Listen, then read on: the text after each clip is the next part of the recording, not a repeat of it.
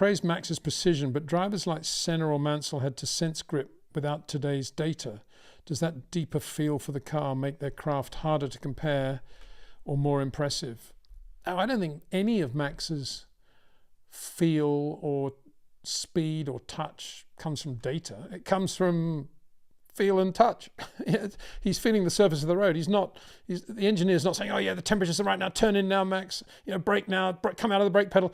No, it's all completely natural, in the same way it was for Nigel Mansell or Ayrton Senna or Michael Schumacher or Lewis Hamilton at his best, or is with Charles Leclerc. It's all completely natural. The data is on the preparation lap, where he is with tyre temperatures, what settings to run with the diff in terms of traction, and other things he can adjust from the cockpit from information they're giving. But they're not telling him how to drive. And if they were, why isn't Yuki Tsunoda doing a better job? They all need to have one of these Rob Wilson vests that Rob's been developing with backers, and Porsche adopting for a lot of their drivers, their training now, where you have a vest with sensors on it. And if you're turning in at the wrong rate through the steering, or the brake pedal pressure is being released too suddenly, you feel a vibration or a light comes on the dash. And Rob could program in a Max lap, a Fernando Alonso lap, and a Carlos Sainz lap. And if you drive it accordingly to the vibrations or the lights, you could experience those 3 different laps. That's what, and as I've said before, don't forget with Max, it's not a question of line, it's a question of his touch and feel. And he could actually reproduce his lap times using different lines. That's why quite often you see him on a constant radius going through some corners. Hairpin at Suzuka, good example. Austin, the hairpin in Austin, yeah, same thing.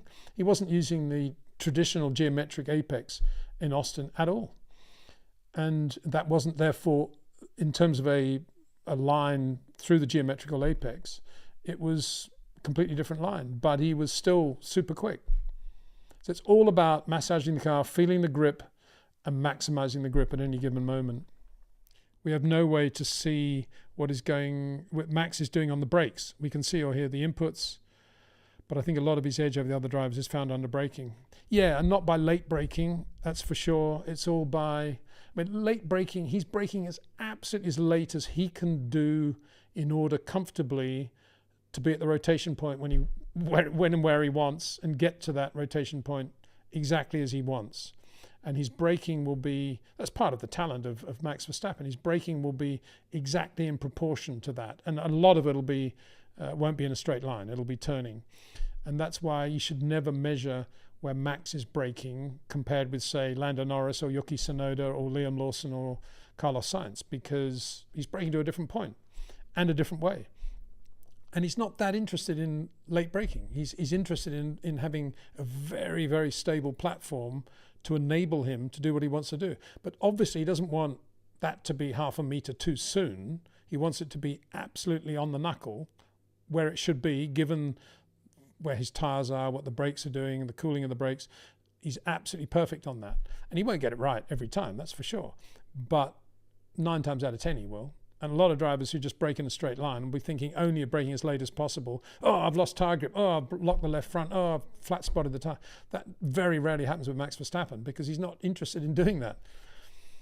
So you're right. It's a great shame. Whether or not we'd ever, from that telemetry that even the teams have, whether you'd see those subtle differences, I doubt very much. You'd need a mega supercomputer that takes into account Max's rotation point, the geometric apex, what other drivers are doing, the tyre wear rate, the brake temperatures, the disc temperatures, the tyre temperatures, and obviously the corner that Max has prescribed. Then you could possibly see a difference. But my fear is that if you just had it digitally, you'd just be looking across a line at everybody where they brake, and it would tell you nothing. Well, it would tell you something, but what it tell you would be wrong. And that potentially is where Oscar Piastri's gone wrong in comparing his data with Lando Norris. Because Oscar is capable of driving the way Max does into a corner, whereas Lando typically has always braked in a straight line. And so he's probably seen Lando braking later than he is. And he started to brake later. And then it's not working with the curve, so he's now starting to brake in a straight line. And because he hasn't done it very much, he's turning in from a wider point. And he sometimes catches a left rear on the curb or whatever. All sorts of things can come in.